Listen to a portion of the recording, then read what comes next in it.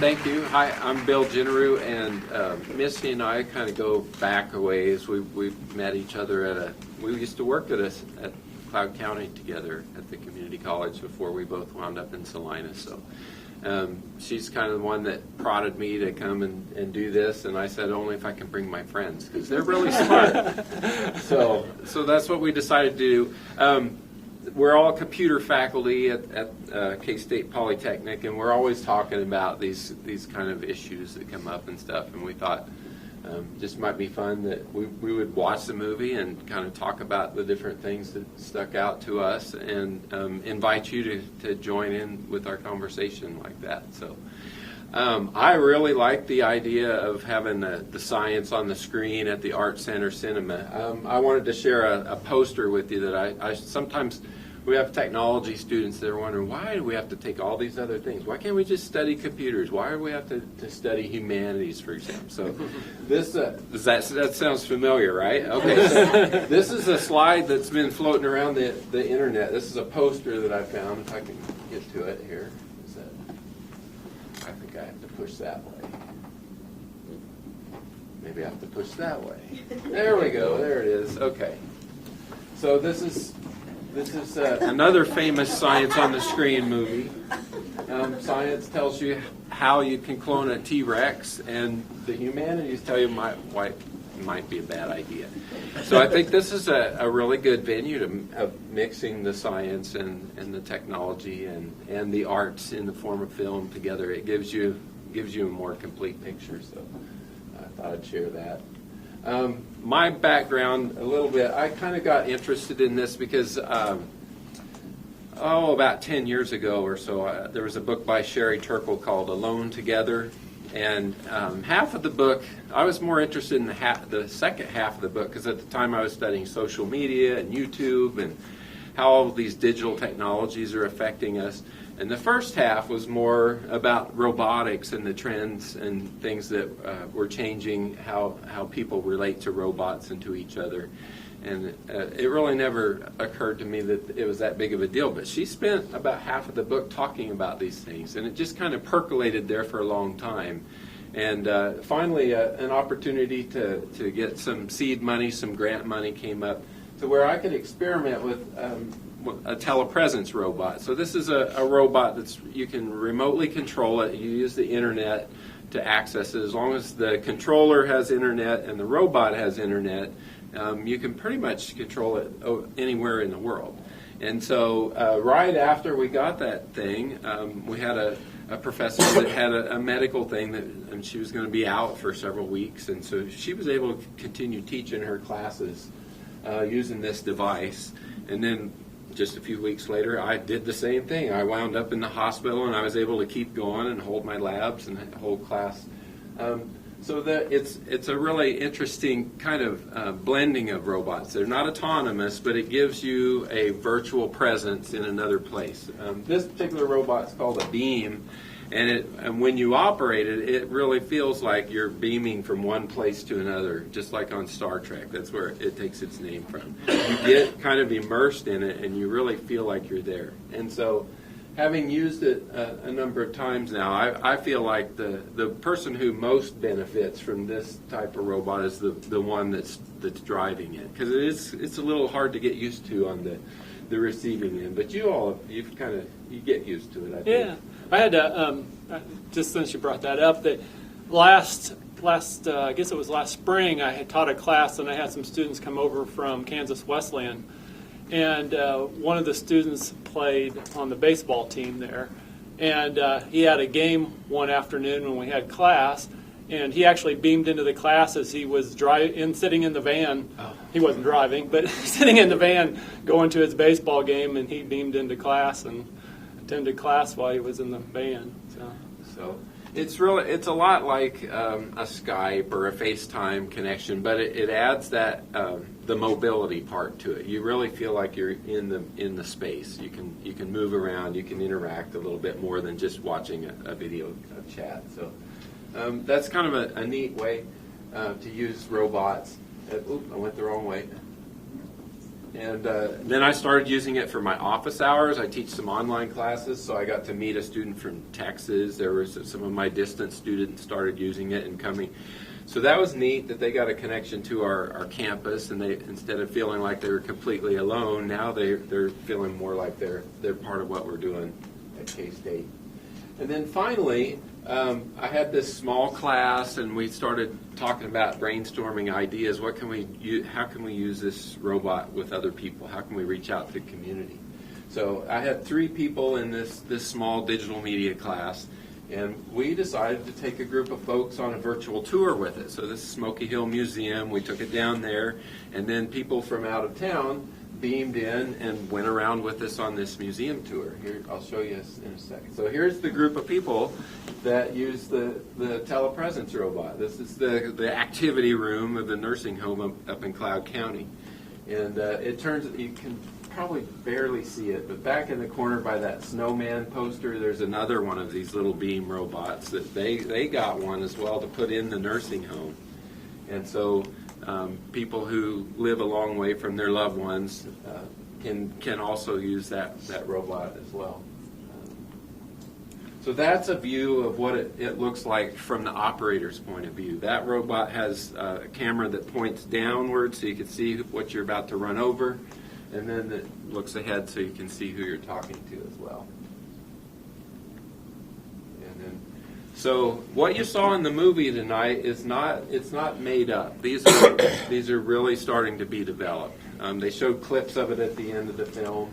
I'm not sure if any of these I put up here were in the film in some of those clips, but the little kitty cat there is probably the least expensive one. I also, in a grant, got 3 or 4 of those and put them in the nursing home where they have the beam robot as well. And the feedback that I got from the people who work in the nursing home was the cats are a hit. The Telepresence robot, there's a technological hurdle. People, they were not as easy and accessible to use as the cat. But it definitely made a big difference that they noticed on that. So, but these are just some other examples of what we saw that really do exist. I'll show one more clip and then I'll let someone else talk. Let's see if I don't know if I can make this push play. We might see it. I don't know what that. Oh, that's the pointer. All right. I don't know how to make it play. It doesn't matter. We've all this. This little guy. He's like an exercise leading robot. So the people in Japan in the care home, he shows them how to move their arms, and they follow his. He's an exercise leader. And then there was the other one that they did show. It was in the film was a big bear one that can actually pick a person up and take them out of bed, set them in a wheelchair. That type of robot as well. So these are out there. They're coming, and that's really all I have to talk about the nursing home robot. Yeah, question. What does the cat do? The cat it's like a virtual pet. It's like a robotic pet. So it meows. It purrs. It can't walk or anything, but if you pet it, then it'll purr, and it makes cat noises. I think the eyes blink, and it can move its head around a little bit. So it's got some kind of simulated life to it. And that was it. There's a baby harp seal. That's kind of how I got the idea about the cats, or to start looking for those, because there's this Paro robot, they call it, that was mentioned in Turkel's book about how they're putting this seal into the care home to provide comfort to the residents. Well, Turkel was pretty critical of that idea that we're going to put robots in the place of human beings to provide that connection and stuff. So she's kind of critical of it. I still kind of wanted to see what that was about. Like all technology, there's pluses and minuses to it, so we have to be aware of that. So, Tim, do you have any comments or anything that you'd like to add as far as where you think the robots are heading in this?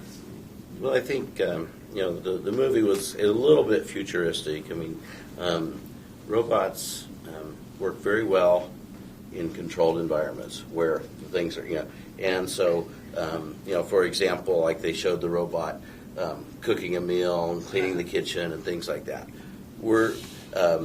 It is possible for a robot or maybe a team of robots to cook and clean and things like that, but probably not in the near future in just a typical residential kitchen, right? It would have to be a kitchen designed specifically for robots, because they I think there have been a lot of successes with robots, and there have been some failures. And the main time we've seen failures with robots in recent history is when we try too much to make the robots do the same things that people can do. Right? They're not people, and they don't have.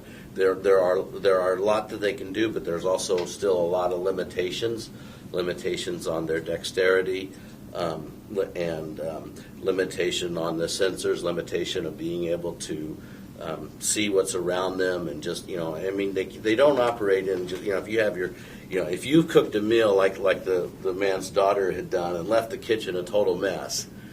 Don't expect a robot to clean it up. Just sort it all right, out. Right. Whereas if the robot maybe had cooked the meal and continually, kept the kitchen clean the whole time as they're going, yeah, maybe so. But so I think the movie was really good about sort of showing some of the types of interactions. And to me the best thing to me about the movie was this concept of a robot being your friend. And I don't know how people, that'd be a good question for the audience of are you ready to have a robot as your friend? I want one of those robots. We're all the way together. Yeah. And I think that's one of the big questions is as humans, our ethics are suspect already. Right. So we teach robots to be better than that. I don't know. Especially, and there was cognitive dissonance being displayed by the robot, which was a little disturbing. And some of that's a little bit science fiction. One of the things that I think people get confused about between the difference of reality and science fiction is that, a long time ago, a computer scientist named Alan Turing, some of you may have heard of him, he sort of really established the framework for what can computers do, or what can robots do. And, he said computers and robots execute algorithms. They are incapable of what you and I would call independent thought. They can't just I think I'm going to do this today just because I feel like it. Right? That's not in the realm. So that's not even what artificial intelligence gives us. Right. And so there was a little bit of insinuation of some of that, but actually I thought this movie was one of the better ones of, I've seen a lot of other movies really, I think, go down that road a lot more, insinuating that robots actually are going to be able to have independent thought and make decisions that aren't necessarily algorithm driven, but more just thought driven. And that was good about this movie. Is they kept you notice he kept talking. The robot kept reminding Frank that I'm not a person, and don't expect me to act like a person, because I'm not. I do what I'm programmed to do. Right. So. Yeah, I thought this was, as far as being realistic, this movie was very good. So, Tom, Troy, you guys want to weigh in on this whole? I'm just curious. How many of you have something like an Alexa or Google Talk or something like that at home? So you know what kind of conversations you have with that, right? You ask it a question and it looks it up and it answers it. And there's an amazing amount of artificial intelligence that goes into that. For it to be able to recognize what you're saying is amazing. It really is. Any sort of accents and then to put that into some sort of context, but you can't really have a conversation with it, right? There's not. My Alexa finally starting to tell me, "I hope you have a good weekend." At the end of telling me what the temperature is, but that's as far as it goes. If I say thank you, it doesn't know that I replied. So I think that to see this conversation happening between the robot here and person. I mean, we are a long ways from even having a conversation that goes back and forth more than about 3 or 4 times without it running into the end of your conversation. Right. And I know that Amazon and Google and Apple are all working on that issue and problem. In fact, Apple has run experiments where they put somebody in a back room and they have these people come in. They tell them they're interacting with a personal assistant, but they're actually interacting with somebody in the back room talking in a microphone. But then they tell the people in the back room, just give short answers or give long-winded answers, or try to match the conversation that the person is, the amount of talkingness, and then they try to analyze that conversation. What makes a good conversation, and how does that make the other person feel that thinks they're talking to the person? But just trying to figure out what makes a good conversation, and how do you somehow create an algorithm that makes that seem like it's real. And at this point, we're still a long ways away from that. So that just that conversation that they were having is, without all the movement and all those other things, is still a long ways away from being a reality. One of the interesting things that I know some of us have had conversations about is, well, what's the level of expectation or requirement? And very likely, they showed these robots primarily helping the elderly. And, possibly an elderly person with a little bit of dementia going on and maybe some Alzheimer's, a robot might be a very good friend and might be very helpful, and they don't mind answering the same question over and over and over. So whereas maybe, a younger person with might be longer out before they can really feel like, yeah, I just had a really intelligent conversation with a robot. Whereas, someone in a nursing home or something, that's probably a lot sooner than it is for younger people. Another thing that they're working on is they're trying, because people are using lonely people are using these assistants as, even if it's a poor conversation, they're still conversing with it. People who are depressed are talking to it. And so some of the latest research I've been reading is they're trying to see how well these assistants pick up on it. And I don't know if you guys have seen that, where they compare the Google one with the Siri with the Amazon one, and it's like because they were programmed by different people, they pick up on different things. So like one indication of depression, one of them's all over it. Somebody's hinting at suicide, this other one's got the number that you need to call that right away, when the other one's just kind of missed that one. So it's kind of random what they're just in the beginning of being able to recognize these things now. But it's important because that's how people are using it. I thought it was interesting that the one thing we do hear a lot about is our personal assistants and things that are recording and capturing us. And even though the robot had a history, when he kept saying wipe my memory or wipe my, they weren't using it reverse. Like, you'd think the son would want to be able to peek through the robot and see what's going on, like the telepresence that you had. But the movie didn't pick up on that aspect, which is more I think realistic to us, feeling like we're being spied on by a cyber world. Right. I think that's an expected feature probably for a caregiving robot. If you're paying to have your parents looked after or something like that, you would want to be able to review that footage and stuff. I enjoyed the movie. That was the first time I saw it. I don't know if you guys watched it ahead of time. My background is not in telepresence robots or stuff. My background is in theory of computation. So whenever I watch sci-fi, I'm always looking for something that's impossible.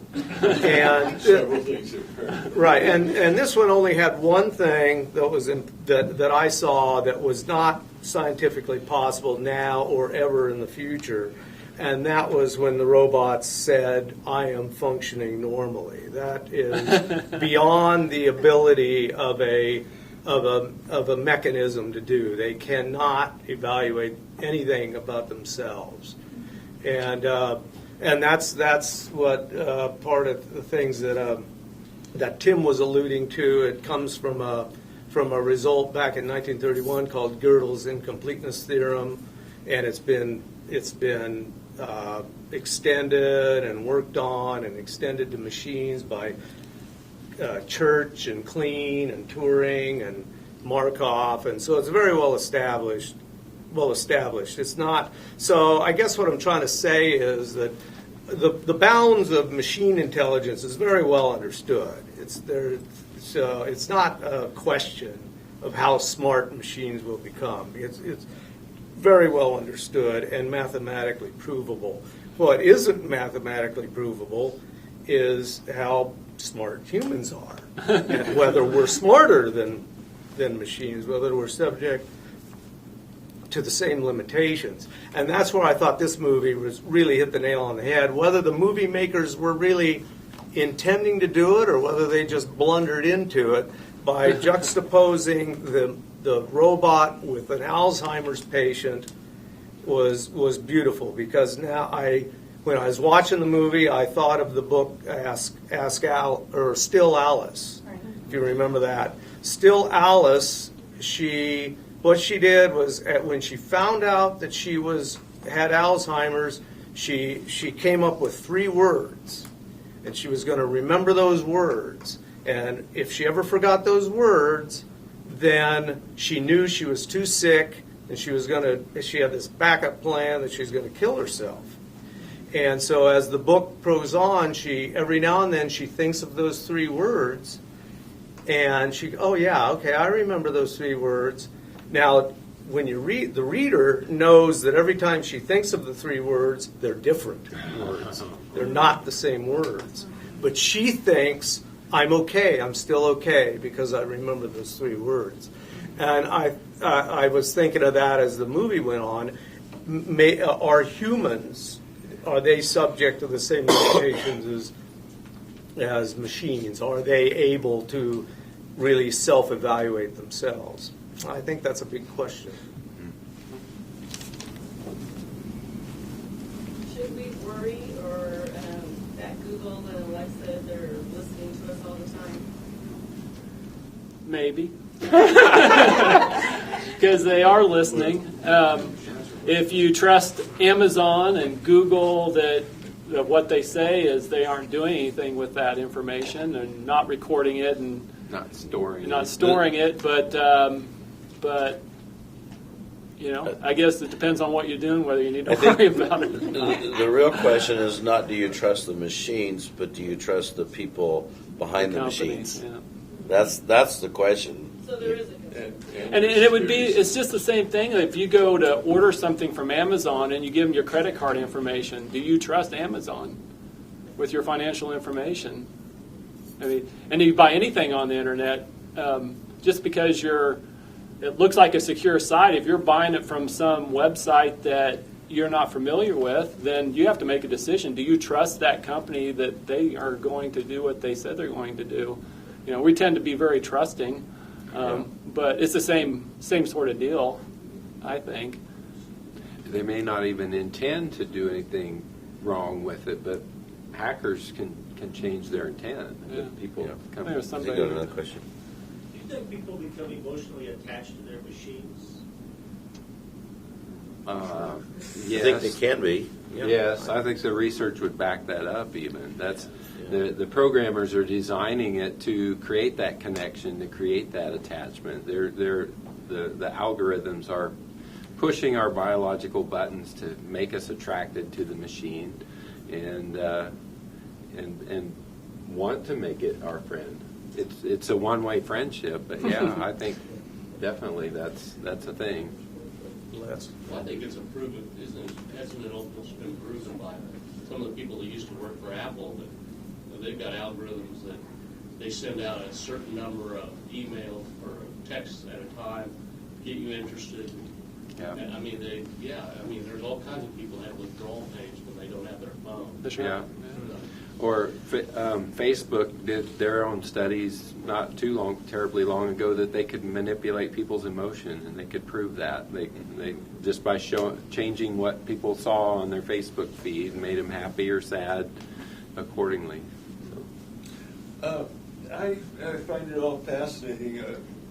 I'm not one of the people that's sitting around using Raspberry Pi or Arduino and making, accelerometers and everything work, but I'm interested.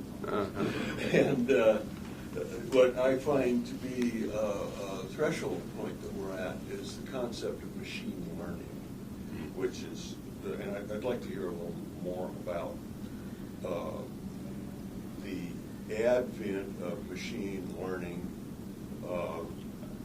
whether from a viewpoint of the game of chess or whatever, but I know it's different. You can't get machine code out of cheat code, or machine learning out of cheat code. So talk about that switch where the machine is, in some sense, able to learn from the data.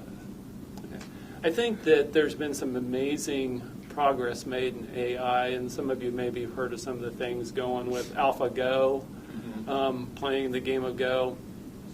That the way that works is that they don't even give anything to the AI. They just have this game set up, and they let it play until it figures out the rules. They don't teach it any strategy.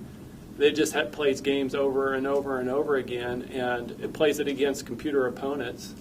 And it just keeps on progressing, but it can play millions of games over and over and over again, day after day, to the point where it can now play the game of Go. And the game of Go is considered a very complicated game to try to write a computer program to play. There's too many moves for it to brute force a game like that. And so at this point now with AlphaGo, it plays, like people will talk about, it plays Go like an alien would play Go. It doesn't play like a human. It plays completely different style. It does moves that a human would never expect or even come up with. And when they initially started playing against these masters, world champions, that it would always win by just a little bit. And they thought, wow, human is just barely winning. After a while, they figured out, no, that's the strategy. It doesn't have to win by a lot. It doesn't crush the human opponent. It calculates and plays and just wins, always wins by a little bit.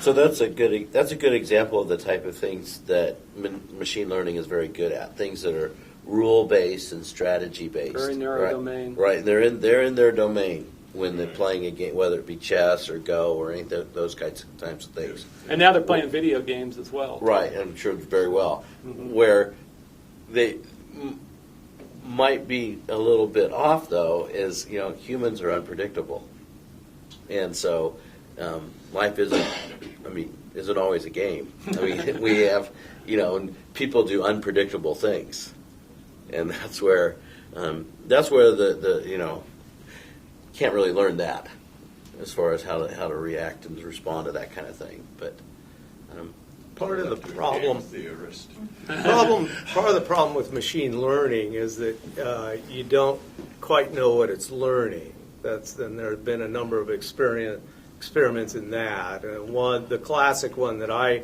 remember from several years ago was they were trying to teach the system to learn how to recognize tanks in the field, and so they showed it all these pictures of tanks. So basically, usually learning algorithms all work the same way. You show them a bunch of test cases so that they can the algorithm can build up the general concepts from the specific ideas, pretty much similar to the way we do. And then they come and then they show them a bunch of open cases and have them evaluate it. So they showed them all the test cases, and then when they went out and showed them some of the open cases, it did very well. But then when it went out in the field, it did terrible, and they had to figure out what happened. Well, the test cases they gave it, all the pictures with tanks in them were taken on cloudy days. All the pictures without the tanks were taken on sunny days, and so the algorithm actually learned to differentiate between a sunny shot and a cloudy shot. It didn't really understand, and when you think about it, that's not all that different with humans either. I'm a teacher in the classroom. I always often wonder, did they really learn what I think I taught them, or did they learn something else? I mean, one time I had a student who came to me at the end of the class years ago, and she says, "Oh, Mr. Mertz, I enjoyed your class so much." And I thought, oh, that's so nice. She goes, "Yes." She was from Taiwan, or Thailand, by the way. She goes, yes, I didn't know hardly any English swear words till I took your class.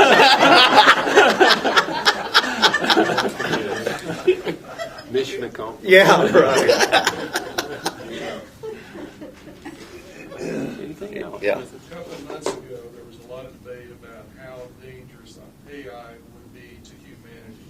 How do you feel about it? And where do you come down on it? We've actually had a lot of conversations on that one. I can tell you some of the stuff I've read here, and especially an article I just read a couple weeks ago that was talking about that singularity, where machines get to a point where they get smart enough to start building their own AIs and have their own goals, and they don't need humans anymore, right? One of the things they talk about there is one of the limiting factors on intelligence is the environment and motivation, right? And they gave a good example, I thought, that they were talking about super intelligent humans, that have super high IQ. But if you look at what those humans do in their life, most of them are like bus drivers or taking tickets at a toll booth or whatever. I mean, they're not taking over the world just because they're super intelligent. Why? Well, there's motivation, there's the environment, there's all these things. And if you look at a computer, just because a computer is super intelligent doesn't mean that it's going to be a danger. Because there's still the environment it has to deal with, that has to manipulate, there has a motivation to want to do that, and computers don't want to do anything. So that's the kind of thing that I always like to think about it from that standpoint. I think there's been a lot of publicity and a lot of really smart people talking about the dangers of that, but as things sit right now, it's so far off I can't even imagine that would become a reality. I think that what you do have to worry about is military somehow trying to integrate these things into weapons and things like that, and something not working as they intended to. And it's a cloudy day instead of a sunny day, and it hits the wrong target. So stuff like that they just didn't think of. I don't know. That, to me, that's my opinion on that. I think it still comes back to the people that programmed it, and that came out in the movie. If you noticed that. When he was early on in the movie, he was talking to the robot about, would you be willing to participate in a robbery with me? And, well, if it helps your health, right? This robot's priority was the health of his client, not, I don't care what. Do you know the law? No. Do you want me to add that? No law. Yeah. So, it's what is it? So we have to be really careful when we, what priorities are we establishing? So I guess I was going to add something to that. So my understanding of artificial intelligence is a collection of data. It's basically a program that runs a huge storage of data, like information, and that's, and along those lines. So as long as nobody programs it to do something bad, it's not going to. Is that correct? Or there could be unintended consequences, right? Okay. I mean, so what most of the AI, what it's doing is it's looking at, like Tom was talking about, it's looking at a huge amount of data and looking for patterns in that. And what patterns it finds is depending on what you train it to find in that, and that's all it can do. So it's just really a good pattern finding mechanism is what it ends up at now. But if you apply that to looking at cells, for example, through a microscope, take all these pictures, and it can go and find which ones are cancerous and which ones aren't, based off the training data. It can do some pretty amazing things beyond what a human can do. But it's, again, just in that very narrow domain, and only trained to do the patterns that it had to work with in the model. So.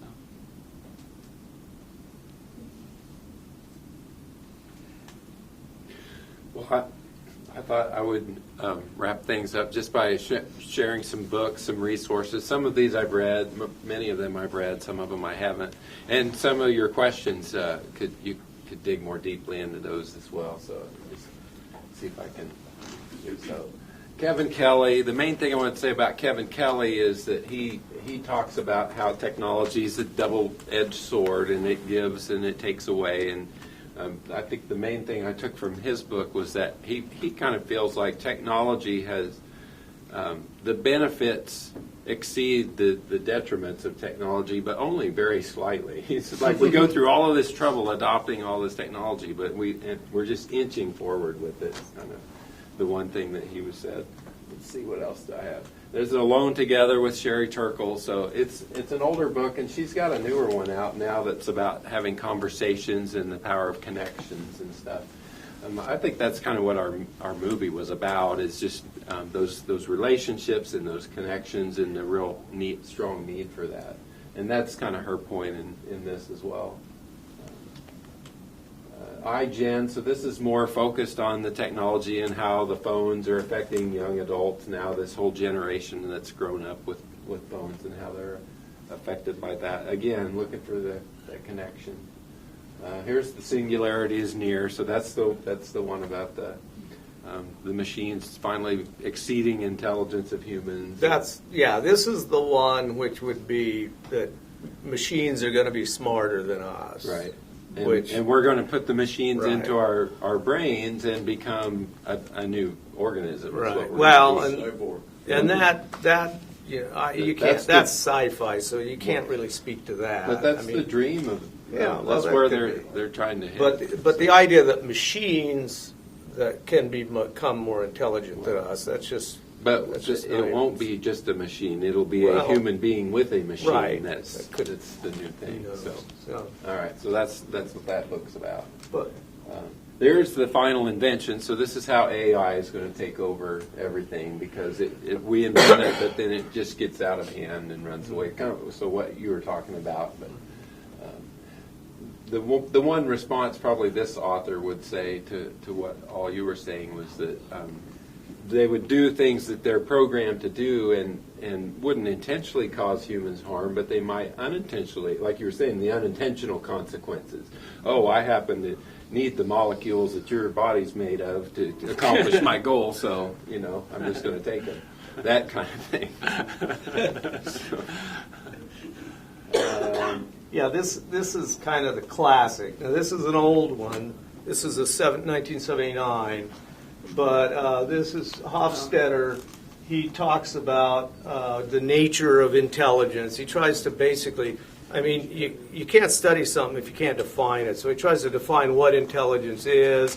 And he talks about Gödel, whose famous incompleteness theorem pretty much established the limits of what machines are capable of.